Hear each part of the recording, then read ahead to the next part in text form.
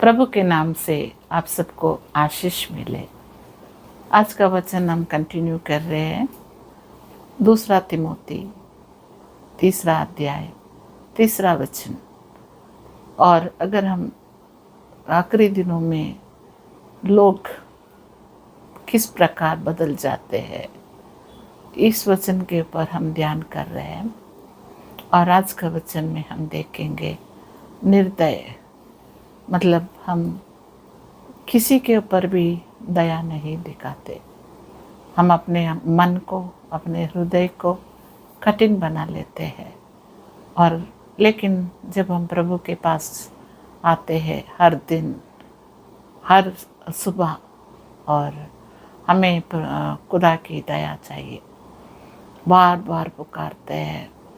और हम कहीं भी जाते हैं, कोई ऑफिसर के पास जाते हैं या कुछ जॉब के लिए जाते हैं या कुछ हॉस्पिटल में जाते हैं, तो हर जगह हमें तो दया चाहिए, हमें ख्याल करने वाला चाहिए, हमारे दुख को समझने वाला चाहिए, हमको मदद करने वाला चाहिए, हमें हम पर रहम दिखाने वाला चाहिए।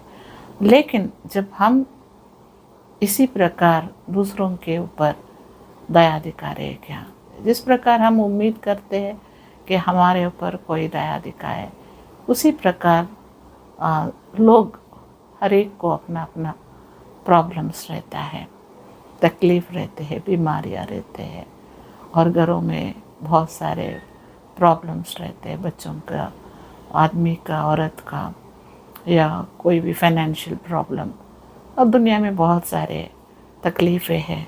तो इसमें आदमी के ऊपर दया दिखाना चाहिए। अगर हम दया नहीं दिखाएंगे तो हम किस प्रकार निर्दय होके प्रभु का नाम को हम बोलते हैं, हम प्रभु के बच्चे हैं और हमारे में खुदा है, हम वो है, ये है। लेकिन अगर वक्त आने पर अगर हम एक कठिन इंसान बन जाते हैं तो वो क्या फ़ायदा। तो खुदा का वचन कहते हैं आखिरी दिनों में लोग निर्दयी बन जाते हैं। अगर कोई एक्सीडेंट होकर उधर पड़ा रहता है तो मेरे को लेट हो जा रहा, चले जाते हैं। उनका तकलीफ़, अगर शायद हम जाके कुछ मदद करने से वो आदमी बच जा सकता है, या किसी के ऊपर हम दया दिखाने से, कोई तकलीफ़ में है या प्रॉब्लम में है, उनसे हम प्यार से बात करने से शायद वो बातों से उनको हिम्मत मिल सकता है और ताकत मिल सकती है। अगर कोई आदमी गिरा पड़ा है, बीमार है, कमज़ोर है, एक बात सहारा हाथ बढ़ाए तो वो आदमी खड़ा हो सकता है। लेकिन हम ये सब करने से इनकार करते हैं या दया नहीं दिखाते।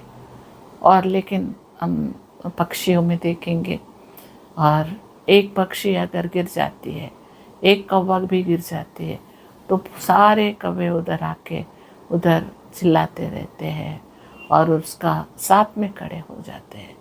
लेकिन इंसान गिर जाता है, इंसान तकलीफ़ में रहता है, तो हम वहाँ से हटने की कोशिश कर जाते हैं। और इस प्रकार के लोग रहते हैं और इस प्रकार लोग बदल जाते हैं, वचन कहती है। लेकिन ये सब प्रभु से दूर हुए से लोग प्रभु का जो बाई नहीं मानते, वैसा लोग करते हैं। लेकिन अगर हम लास्ट तक प्रभु के बच्चे बन के उनके राज्य में प्रवेश करने के लिए हम तैयार हो रहे हैं, तो हमारे मन को और हमारे दिल को कठिन मत बनाइए और दया दिखाइए। और दूसरों के ऊपर जैसा, इसलिए खुदा यीशु कहता है, जैसा तुम दूसरों को जैसा अपने आप के ऊपर जो बीत रहा है, जो मुश्किल, जो आंसू, जो परेशान हो जा रहे हैं, जो बीमार हो जा रहे हैं, कमज़ोर हो जा रहे हैं, उसी प्रकार दूसरे भी आदमी हो सकता है।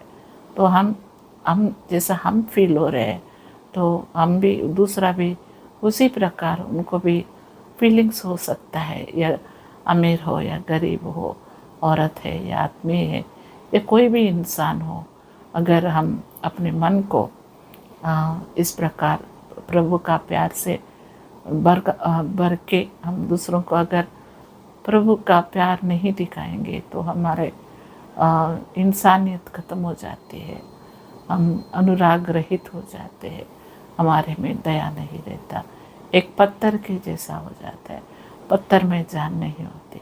अगर हमारे दिल भी इस प्रकार कठिन बना लेते हैं और अगर हम एक्टिंग भी करते ये बहुत सारा प्यार दिखाए जैसा हिपोक्रेसी करते हैं, इस बातों से शायद हम अपने आप से खुश हो जाएंगे, वो वक्त को बिताएंगे, लेकिन ना प्रभु खुश हो जाता है, ना जो सामने वाला आदमी जो परेशान है खुश हो जाता है।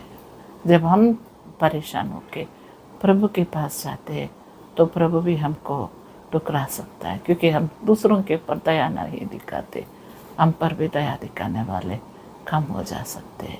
तो इसलिए हम सोचें कि अगर हमारे दिल में इस प्रकार की निर्दय हृदय आ गया है तो हम वो दिल को बदलने के लिए प्रभु से प्रार्थना करेंगे और हम अपने आप को बदलेंगे।